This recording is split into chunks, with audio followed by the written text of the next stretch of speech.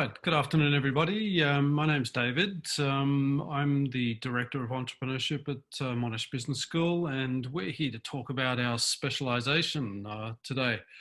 I believe somebody called Big Dog's going to pop in later on as well, by the looks of things. Sorry, that's a team joke. Now, just to let you know that we are recording this for people who couldn't attend today. So if you're not comfortable with that, just let Anna know and we'll make sure that that doesn't impact upon you. On to our next slide.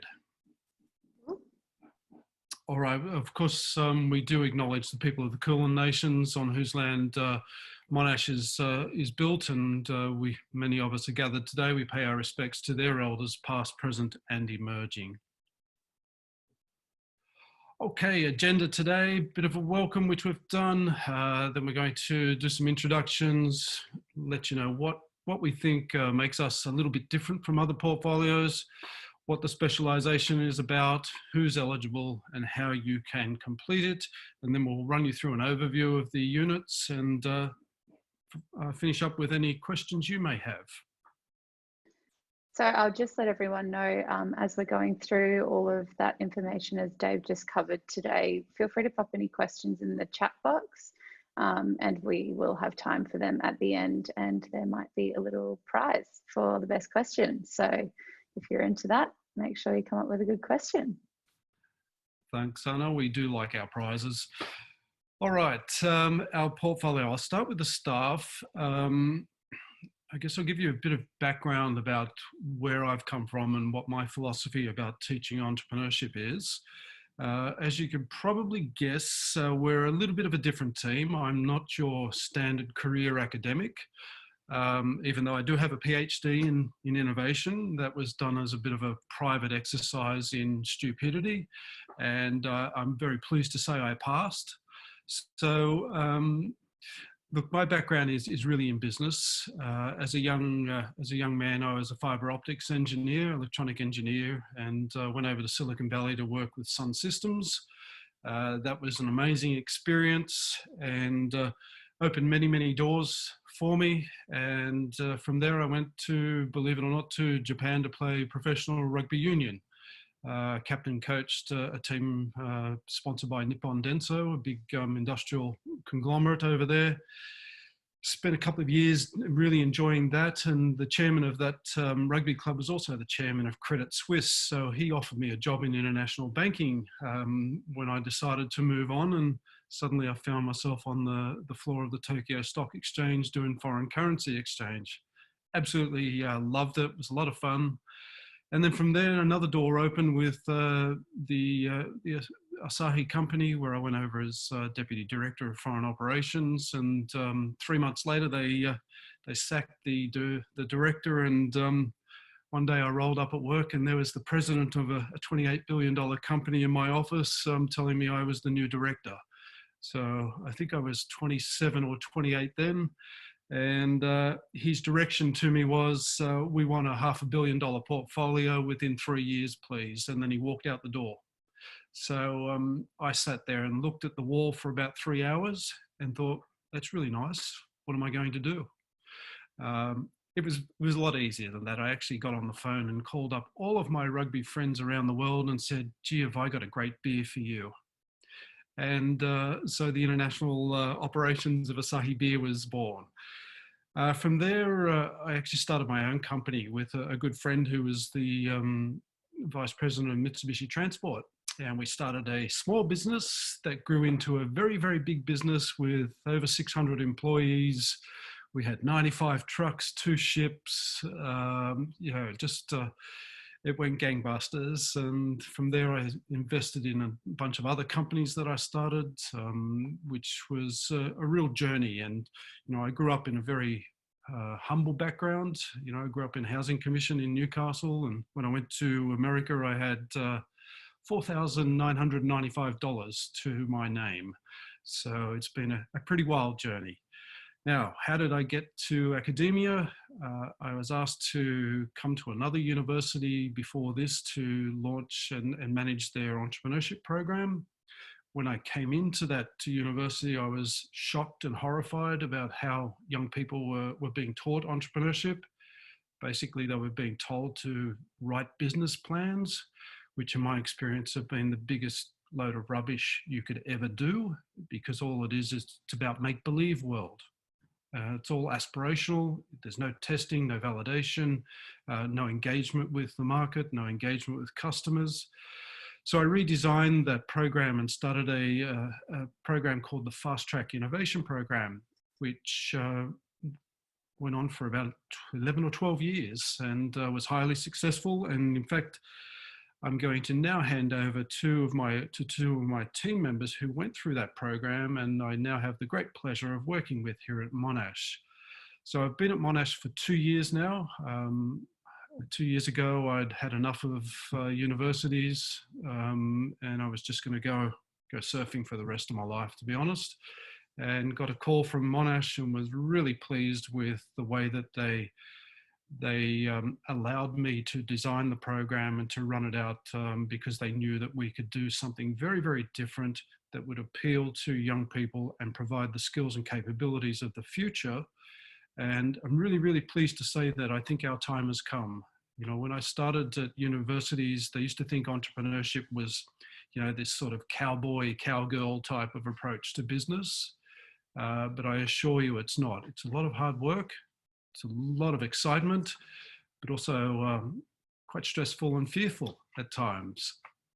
So I'd be pleased to answer any further questions you have at the end of this. Let's start with going over to my two wonderful team members, Nikki Tuckman, who handles all the curricular side of things, and I'll let her explain that, and Anna Reisenbury, who handles the non-curricular community style events and offerings to our students. So Nikki, would you like to introduce yourself? Hello all, I am Nikki. I, as David said, manage the curriculum side of the portfolio as well as the DJing side of things in this online environment. A few of you who are in our classes get to experience my musical delights pre and post our classes starting. As David said, I did the Fast Track Innovation Program when I was at another university. I was studying psychology. I did the program in my final year, and then a year later, after I graduated, I was working at RMIT Online, and then got a call to become the program manager of the Fast Track Innovation Program. So did that, and then David left to go to Monash, and then he called me one day and asked me to come join the portfolio and to help him to build things. So we've really built things from the ground up. I joined probably a year and a half ago now, and I really manage all of our units, as you call them. So we don't have a standalone master's degree, but we sort of bolt into existing master's degrees that are offered at Monash.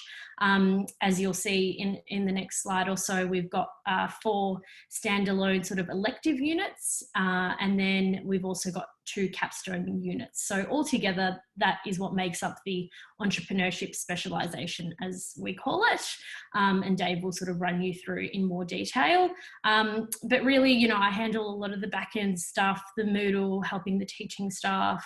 A lot of our teaching staff is very new to the academic world. So a lot of, you know, assisting them and just, you know, working together as a team. You know, it's not about us saying, here you go, run the unit and have a good time. We really do focus on, you know, hand-holding, for lack of a better term, them through the entire process, because they're not only teaching our units, but they're also developing our units.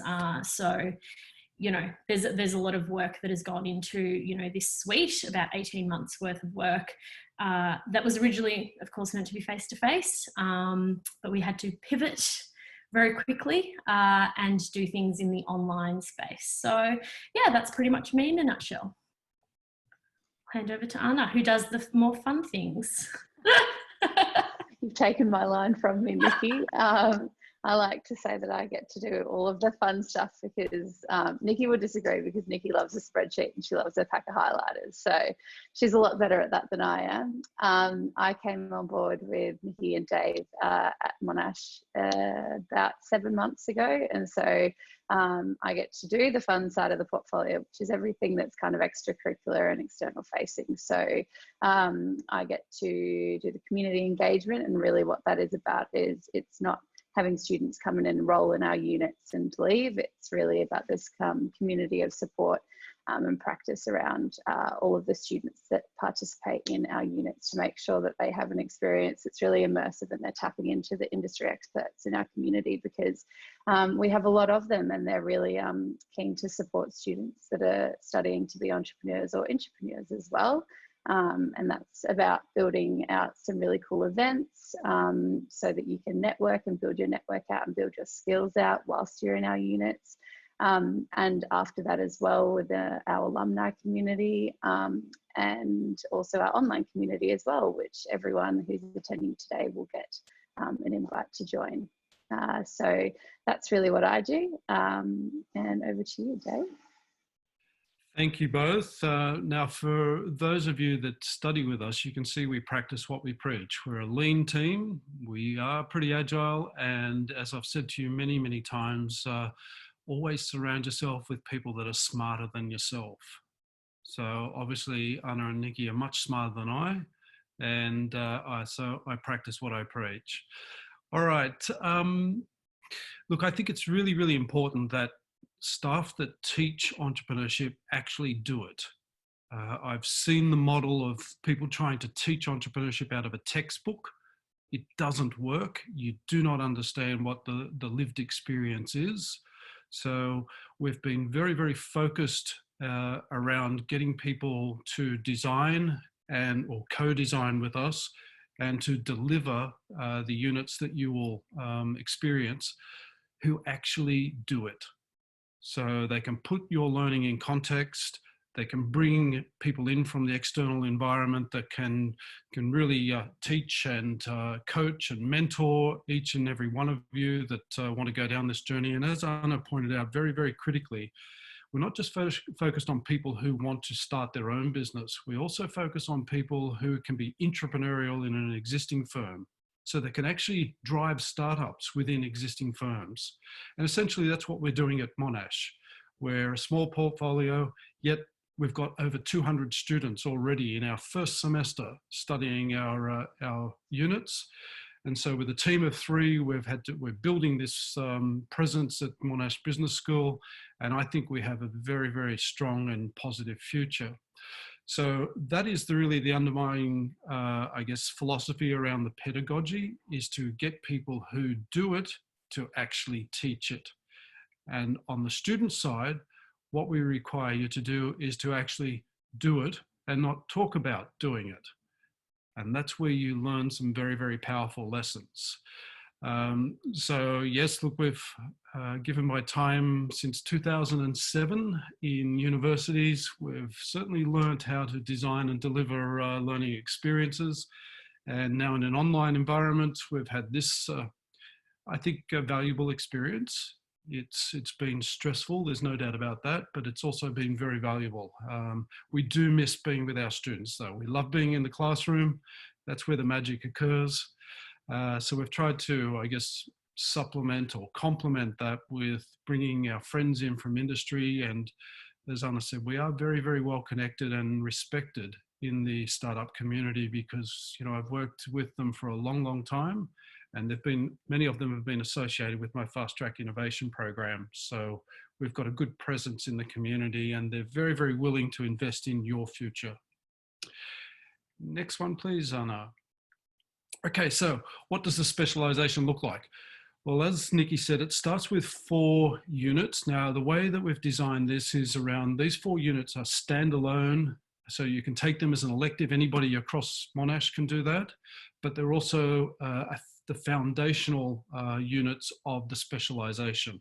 So you must do these before you get to the 2 capstone units. So we've got, of course, I guess the anchor unit is 5411, Entrepreneurship and Creativity. And that's also a core unit in the Bachelor of Biotech. So we're trying to get as much diversity into the classroom as possible, and we'll run through each of these separately in a minute. 5413, tech and innovation. Of course, this is critical for us, particularly in this digital environment.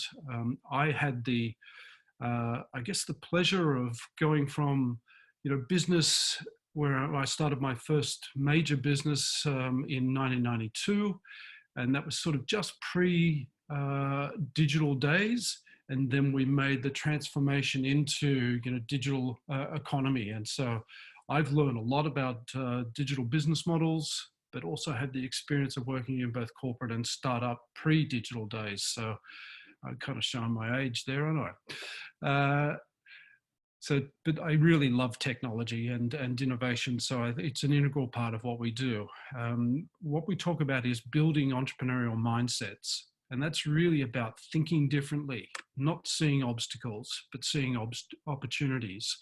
And then having the capabilities to actually execute on that mindset. So to be able to bring it to life, to create value and positive outcomes in a commercial world. Of course, accounting and finance for startups, critical element of what we do. I nearly lost my first business because I didn't understand cash flow. So that's how important it is. And I can assure you, lying awake at night, thinking about how am I going to meet payroll is not a very nice experience.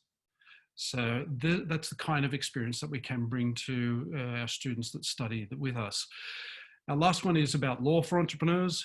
Again, this is something that is just glossed over and not considered in a lot of programs, but is critical. Things like how to set up a founder's agreement, how to look at share preferences. All of these issues are vital, yet people just tend to go, hey, you've got an idea, come along and pitch it and we'll give you $1 million.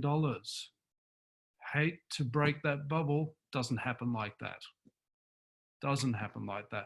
So we're really about reality. And that's why, we've got people who understand the lived experience to be part of what we do. Then we've got the 2 capstone units. And you can see that I might have brought that name Fast Track with us. So it's Fast Track Part 1, Fast Track Part 2. We kind of refer to it as Fast Track 4.0. So we're in that age of the Internet of Things, and that's where Fast Track's going to be pitched very, very squarely. All right, let's have a look at each one individually. So as I said, entrepreneurship and creativity, foundation unit for our grad students looking to really get stuck into the world of innovative business ideas and go-to-market strategies. The team that teach this are really excellent. The guy that leads that, Jeremy Crow, is I'll call him young because he's young compared to me, but Jez is the executive director of strategic design at Isobar, has 2 of his own startups, and they are just such lovely people, really invested. I check our Slack channels on Sundays and the guys are having team meetings on Sundays apart from their own job. That's how invested they are in your future. So what we teach in that is really around the basic principles, things such as design thinking, lean methodology, agile ways of working, and really, really critical. It's about getting you out of the classroom and engaging with the customer. So what we look at is not a push to market strategy where you think you know what a solution to a problem is, you go and build it, you push it out to market, and then you realize, wow, people didn't actually want that. We actually do the opposite. We look at, okay, let's explore the problem space and make sure the problem is really the problem by engaging with customers and end users. And then let's design solutions based on their needs so that hopefully we actually exceed their needs by the time we go to market. So we use techniques like rapid prototyping, storyboarding, journey mapping, customer journeys, etc. So that, in 2007, when we started the Fast Track Innovation Program, these kinds of terminologies didn't exist. So I think we were well ahead of our time. It was just on the back of my businesses were in Japan, and the Japanese are very, very customer focused and customer centric. So for me, that was natural business. When I came back to Australia, wow, we were still in the old command and control type approach to business, which I don't think is very sophisticated. Honey works with Jeremy, used to work at Isobar, is now senior service designer at IAG, and Claire, who you will know, many of you will know, runs all of the tech background for 5411 and likewise works at Isobar, which is a really innovative design technology agency. Our next one, please. All right, tech and innovation. We actually brought Adam Ryan in. Some of you will have been studying with Adam. Adam was one of the founding executive team members of Seek.com, has then gone on to start a bunch of other innovative startups, really revolving around tech. So has wide connections, a wealth of knowledge, and like all of our lecturers, is really invested in students' futures. So Adam goes above and beyond what is required, and I think hopefully a few of you have been to his extracurricular sessions. So really we're looking at what's the interplay between innovation as a tool to deliver ideas to market. So what's the actual best way to deliver a concept to market? So we use that design-driven approach. It's simple, but it's elegant. And I think that's the common language that we use across our student cohorts, whether they be from biotech, medicine, law, business. It's really using that design thinking methodology that revolves around desirability. So who wants it and why? Feasibility. How do we actually get it to market? And this is where tech and innovation comes in. And then of course, viability. What's the business model around it? What's the most effective way to create something that creates value for both the business and of course the end users and customers? Thank you. Our next one. Got to know your numbers. You must know your numbers. And you know, that was a great lesson for me. And I can assure you that any business that I run, I understand my margins very, very critically. So I'll be able to tell you exactly what my gross margin is, what my profit margin is. And it's very, very important that you understand the cash flow life cycle through your business. So we've got, and well, call him another young man, but he's just had a child. So maybe he's maturing a little. Campbell is the founder and partner in MyFi Accounting. Now, just a little bit of a backstory. When I first joined the other university that I used to work at, this entrepreneurship program used to make me laugh because there were about nearly 300 students who all used to strut around saying, I'm an entrepreneur, I'm an entrepreneur. And when I used to ask them about their businesses and whether they were making money, not one of them was making any money whatsoever. So they're all fake businesses, all built on business plans that didn't really, connect to reality.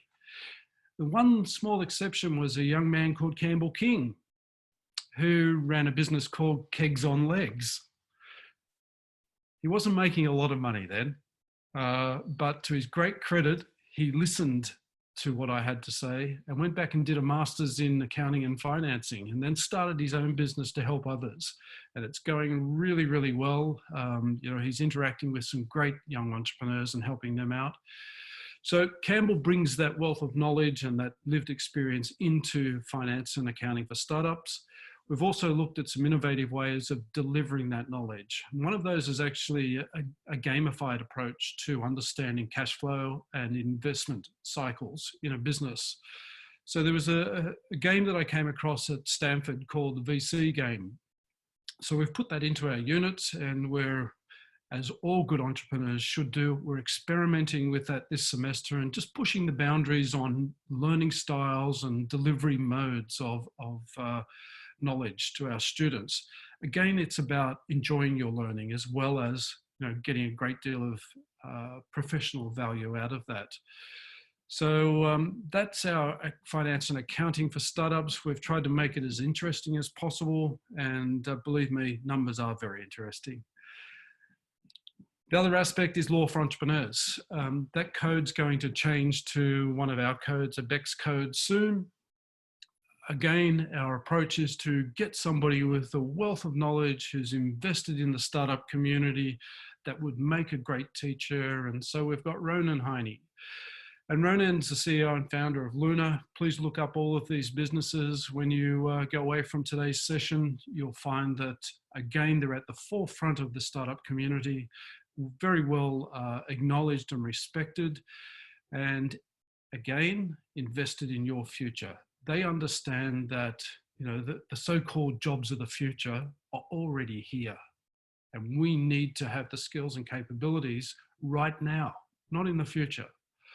So we're at the moment finishing up the development cycle of this business because it goes live in second semester, and it's looking really, really good as well. And this is going to cover all of the key aspects of, you know, starting a business, looking at, as I said, founders agreements, share structures, decision-making, organization, but also how you structure a business. What makes sense? Does it make sense to look at, for example, if you're domestic, at a PTY business, or do you look at something like a Delaware core that could then operate into the United States, or an LLC, etc. So different modes of structuring businesses that make sense for globally born businesses. So that's a really exciting one for us, and that's coming up very, very soon. And Anna, I think you have some information about the webinar that we're running on that. Yes, that's right. So we have a very exciting webinar with Ronan, who is going to be teaching that unit. So on the 3rd of June, which is not too far away, we'll have a special quick webinar, kind of like today, just having a catch up with Ronan so we can share what he's going to be teaching into his unit about, and why it's so important, particularly given current times as well. Thank you. That information will be shared by email with you all after. Excellent. And just for reference, guys, we have a strong relationship with Berkeley, with the University of California, Berkeley. Nikki and I take a group of 50 undergraduate students over to Berkeley every year for a course on entrepreneurship and innovation in Silicon Valley. So we actually sent Ronan to meet the law faculty of UC Berkeley. And he's come back with a wealth of ideas from, hey, a top 5 university in the world that is very, very entrepreneurial. And so what we're looking at is world's best practice. That's very critical for us. We don't want to do the mundane. We want something that's contemporary, that's on the cutting edge of learning. So yeah, come along to that webinar next week and learn about that. Now, something we're very, very excited about is our capstone units. Just reiterating, you must do the 4 foundational units as prereqs before you can do Fast Track 1 and 2. Now, what's going to happen here is students will be able to put their learning into practice. What we ask students to do is to self-select into one of 2 streams. The first stream is around startup. So if you want to start your own business, you go into that stream, and the program is designed around the support and networking and skills that are required to start your own business. Our expectation is that by the time you go through Fast Track 2, which is second semester, you will be a live business commercially operating in the market with real sales. No big ask, but we really believe that you guys are capable of doing that. We know you are, but we will be there to guide and support and help and facilitate and make connections and open up opportunities and look at investment pipelines for people to start their own business. May not succeed, but you will learn so much that the next time an opportunity comes around, you'll be able to jump into that swimming lane and transfer those skills. And at some stage in your life, you will be successful. The second stream is around for those who may work for an existing company or are planning to work for an existing company, becoming an entrepreneur that can drive innovation and realize great value within an existing company. Now, from my fast track program previously, we had around about a 70-30 split. So 30% of people would go and start their own business, and around about 70% would go and work for other companies. And we knew we were being successful when, for example, I'd get a call from a partner at Deloitte or PwC, etc., in something boring like, I don't know, tax and audit, for example. Excuse me, if anybody's studying tax and audit, I didn't mean that. And they would call me up and go, have you got any more of those fast track people? They're amazing. They don't need to understand tax and audit. I just want them to be innovators. That's what we want to produce in the second stream. So in that, what we'll do is we'll bring in our industry partners to sponsor a challenge. And you'll be working closely with industry mentors in regard to the entrepreneurial aspect of that. But again, you'll need to deliver a commercial outcome by second semester. That is the aim of the program. Look, I've put over 400 students through my previous fast track program. Some of those guys are just doing some amazing things. They're in their own startups over in Silicon Valley, or they're running companies in Europe. I have two of the best working with me here in Monash. One of them is the CEO of, what's that called? Startup Victoria, or one of those associations. So, God, we've got people everywhere. The fast track family is all over the place. And we aim to build a new family that hopefully some of you guys will be part of. This is going live next year, so we're madly putting that together and really enjoying that.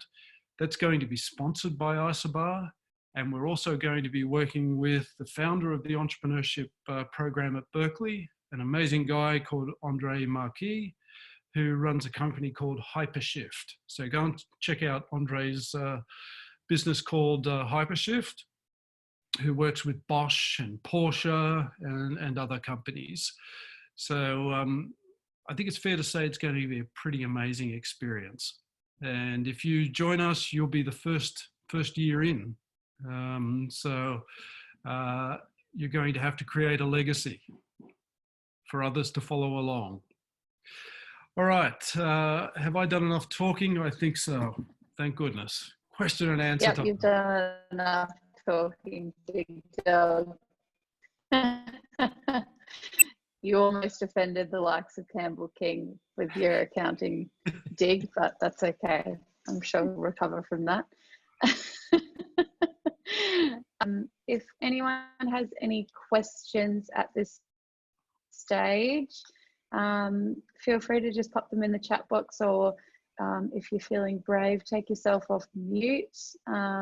Any questions about how the specialisation works, about any of the teaching team, anything like that. I think the only thing to note, we have a fact sheet that we'll send out to you all via email afterwards. And the thing to note within that is if you're studying a Master of Business, the specialisation slots quite easily into your course progression map.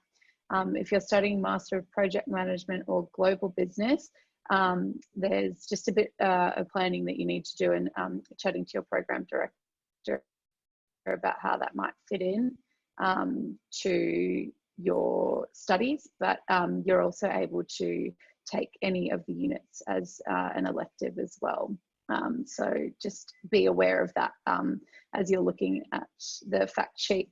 And the only other thing, Dave, that I think is probably worth mentioning is that if you are wanting to enroll in any of our units, they do fill up quite quickly at the moment, we're finding, and we do have caps on our units. So it's not the kind of thing to make a last minute decision.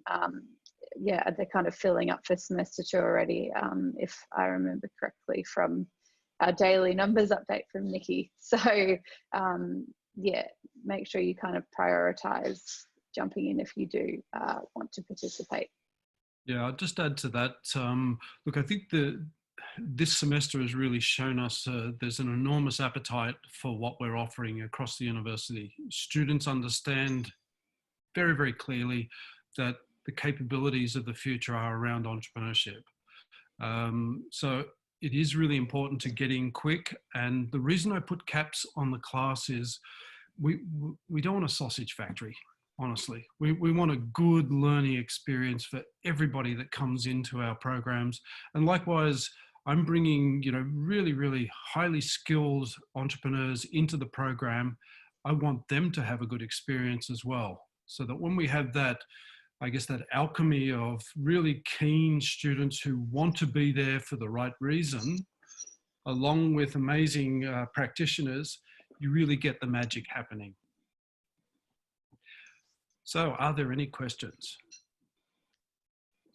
I might have answered them all. Oh, here we go from Brenda. So Brenda said, I'm curious about the specialisation around my background in biotechnology. Since the industry is very complex, how do you think my background can merge with this specialisation? And can you share previous successful stories from biotech students? Big dog. There's one for you. Yes and no. Not the student side of things, because this is the first year that we've run the program with biotech. Last year it was offered through a different course coordinator. What I can say to you is biotech is an area of the future. Well, an area of present into the future. I think it's one of the high value, high growth areas. And to combine both biotech skills with entrepreneurial skills, you will be in very, very big demand. Likewise, if you want to go and start your own company, I think there are enormous opportunities. I'll give you one example of a good friend of mine that I have a lot of time for. He's a guy called Chris Berenbreck. So look him up on LinkedIn. He's a Monash grad, but he also holds a PhD from Oxford, and he did his PhD in biotech. Chris is now, well, he's started a bunch of companies, but he's just launched a new company called Telix. So go and check them out. They're listed on the ASX. Chris is a great example of where entrepreneurship meets biotech. And he's a guy that, I have enormous respect for, because he's got out. He was a professor of medicine at UCLA at 26, and has then left that safety net of, an amazing career in academia to go and launch his own radiology business, where he's looking at targeted isotopes for cancer treatments. He's done a bunch of stuff. He did the pomegranate studies for the FDA in America around bowel cancer. So, there's a great example of where the two disciplines meet to produce something of enormous value to not just the firm, the entrepreneur, but to society. So I hope that answers your question. I really encourage you to take on studies in entrepreneurship, because it just gives you a different way of thinking. It takes you out of the lab and into the real world of commerce, and you can look at, wow, how can I actually operationalize this type of thing? And, we've got examples of that across Monash. The Dean of Biomedicine, John Carroll, is a lovely guy who understands what we do, and that's why he approached us to actually run this unit in the biotech masters. So I think that's a great future for you, Brenda. Awesome. Brenda's just said thanks. I'm really looking forward to get out of the lab. We're looking forward to having your skills, Brenda. Although I think the lab students might be the first ones that can go back on campus. So you might be lucky there. Dave, Nick's just asked, is the specialisation viable for part-time students? That's a good question. That's a really good question. Look, I can't see why not, as long as you follow the progression through the foundational units into the capstone units. Now, I'll provide a caveat for that. You should always consult with your program director to map that out, to make sure that the progression is achievable and that you can get through the program. But look, we don't have any limitations on people having to finish it within 2 years. We're not going anywhere. Well, at least not today anyway. So the units are going to be offered. So I can't see that that's going to be an issue. Can I just add, Dave, just quickly, the only sort of limiting factor, I guess, is you must do fast track part 1 and part 2 in the same year. So you cannot come in semester 2, 2021, and then do semester 1 in 2022, because you are with the same group through that entire year and you're working on the same project. So that is the only sort of limitation I would say. Yeah, good pick up, Nick. Yeah, awesome. And we've got -1 minute left. And Zainil's just asked a question. Zainil, we might reach out to you directly about that one because that one just applies to you. So we'll send you an email shortly after this. And if anyone else has any other questions, feel free to email us. Oh, yes. Paul Calfadelis from Hi, Paul. Business. Hey, Paul. David, how are you? Good, thanks, mate. Just from a practical perspective, so we're looking at the 4 units of 6 points each, and then how many what do the fast track units? What do they entail? Just they're well combined. They're a 12-unit offering, but they're 6 units separate. So the whole program is 36 credit points. Correct. Is that correct? Yes. Yep. Yes. Yeah, that's correct. Okay, cool. Now, just to let people know in the Master of Global Business, and so fundamentally in a 2-year program, what you do the first 2 units first. I'm just thinking aloud here. First 2 units, first semester. Second units, second semester, and then in the 3rd and 4th semesters of a 2-year program, you do Spot on, fast Paul. track units. Correct? Is that the sort of thinking? That's correct. Yeah. Okay, cool. I'm keen on publicising the link and how they can go about thinking about a Master of Global Business with the specialisation in entrepreneurship. Yeah, that'd be great. Okay, cool. So I think Awesome. we've got 2 prize winners then, Anna, because we've got, since we've only had 2 questions, I guess we could do 2 prizes. Yeah, I mean, look, yes, we can. And we will announce, we'll have to do a bit of put our heads together and have a meeting of the minds about whose question was the best. And I'll announce it via the email that's going to follow up. And don't forget the follow-up email will have a link to the fact sheet, the slides that we've shown today, the recording, and a whole bunch of other ways that you can stay in touch with us if you like. And I think that's it for today. Wasim, I've just said that you have a similar question to Zainil, so we'll reach out and we'll touch base with you about that as well. I'm happy to help anyone else who has any questions. And unless Dave or Nikki, you have anything to add? All good? No, just look forward to actually meeting you all in person at some stage very, very soon. Even if you don't come and study with us, which I hope you do, please join our community because there's lots of exciting things happening. And once we're back on campus, we're going to ramp up the events and the connection with our community. And there's so many opportunities for you all to get involved and to enjoy. So on that note, thanks very much.